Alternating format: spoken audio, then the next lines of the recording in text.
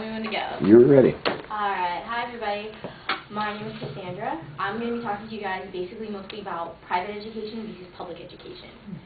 And my opening claim is that public education is more effective due to the higher standards that they hold.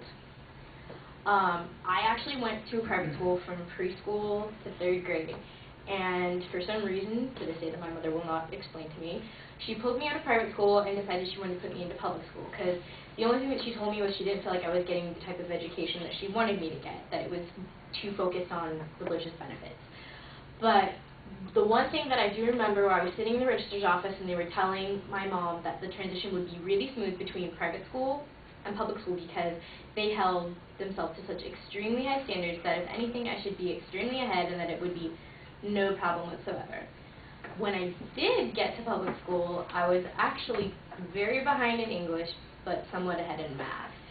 So to me, that came as quite a shock, because even as a small child, I always had a view that private education was just, it was better, it had a higher standard, but that completely proved out not to be the case at all. I'm going to give you guys some quotes from a gentleman named Robert Kennedy. He does a lot of articles on comparing both private and public schools, and these are some of the things that he had to say. While some private schools will hire a teacher who isn't certified by the state licensed authority, they usually do so due to circumstances such as critical need for a teacher in particular discipline, typically expected to earn a certification in 1 to 2 years.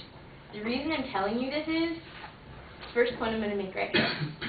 Private school teachers don't need to be accredited or certified the way public school teachers do. I'm guessing a lot of you didn't know that. I didn't know that. But it's a fact that, another thing he says, accreditation is generally required for public schools in most states, while accreditation for private schools is optional. Now, the whole reason for accreditation, the whole reason why, I'm assuming our professor has gone through it as well because he is a public school teacher, basically what it does is accreditation is there to teach you how to teach your students. You go through the student-teacher program, so you watch other teachers teach students, so you learn their techniques and how to actually communicate with your students. The fact that it's not required and that it's optional for private school teachers, it's almost disappointing that they're not expected to know how to communicate with their students the way public schools do. And it's really impressive to me that public schools have an extremely high standard of the fact that their standard is all of their teachers must be certified. They must know how to communicate to their teachers. And through that, they know how to better demonstrate their education and their knowledge and pass it on to their students. And with that, we have a better education and learning. And through those standards, it all goes up. And then another quote I'm going to give. According to a major study from the National Center of Education Statistics, public school teachers tend to be more qualified than their independent school counterparts in terms of education, experience. And a perfect example of that is more public school teachers are more likely to have a master's degree. Yeah, kind of an interesting fact. But another good reason is a private school teacher can only teach that one subject of expertise that he or she probably has. They can't really speak outside of it because they haven't been taught to teach more than one independent subject. As where if you're accredited, like a public school teacher is, you can teach any course. You can teach math, English, science, all of that. So that makes for a more well-rounded teacher, and they can offer more to their students.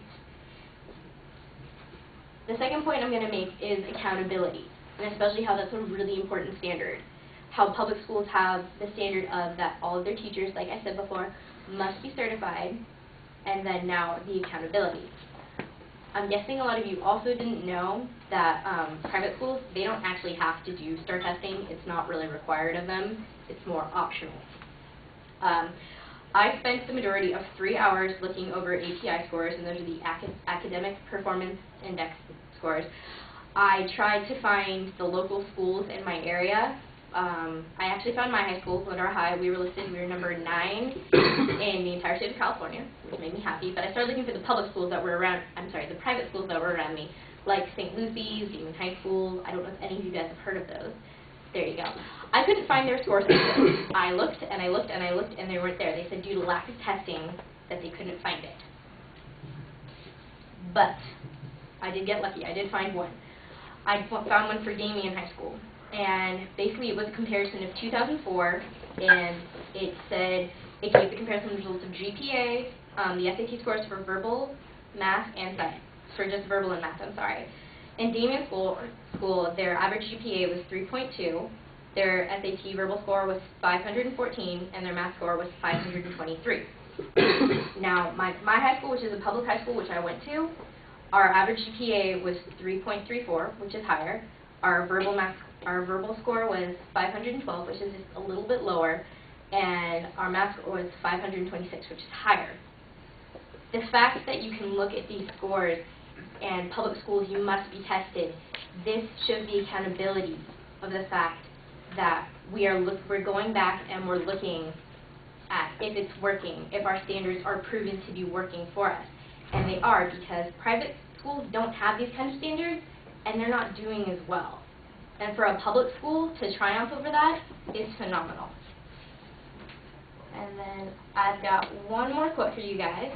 It's a study from the University of Illinois. After accounting for the fact that private schools serve a more advantaged populations, public schools performed remarkably well, often outscoring private and charter schools. With all that being said, I don't really think I need to convince you that public education really does have higher standards for us, and they do want the best for us. And because of the fact that they have higher standards for their staff and holding themselves accountable is awesome.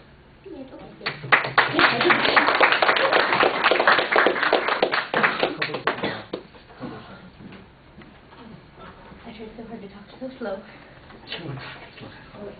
I was talking fast? Oh, I'm sorry. You were talking fast. You were kind of okay. Well, stop. I think that was about 2 minutes. I know you have to speak fast, but I want to try and talk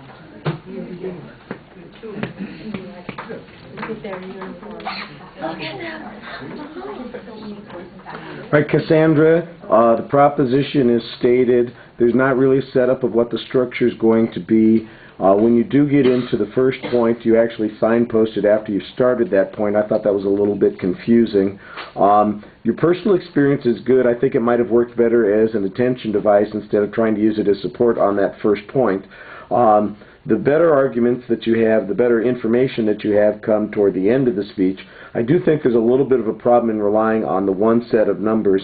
In essence, you mentioned your high school and how it compared to all the other public high schools in the state, and it was like number 9, something like that, right?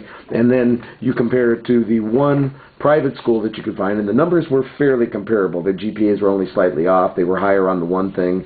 Your high school was better on the other, which makes it sound to me like the private high schools would be, you know, in the top percentage of high schools in the state, because if Glenora was 9, then this is pretty damn comparable. So I'm not exactly sure that it strengthens your argument as much, especially when you're using those singular arguments for the comparison. So I think you need to look for a little bit more information on that. By the way, accountability issues, I think there's a good argument on this, but there are other elements of accountability that you may not have included. For instance, accountability of the teachers. And that's one of the problems that people frequently point to in the public schools, whereas the teachers are, you know, we know what the student scores are, but the teachers aren't held accountable for the results, whereas in a private school, somebody's not cutting it, they toss them. So that would be one of those issues. Does that work better? Does that make the teachers more motivated? Are they more innovative? That kind of thing. All right. Thank you.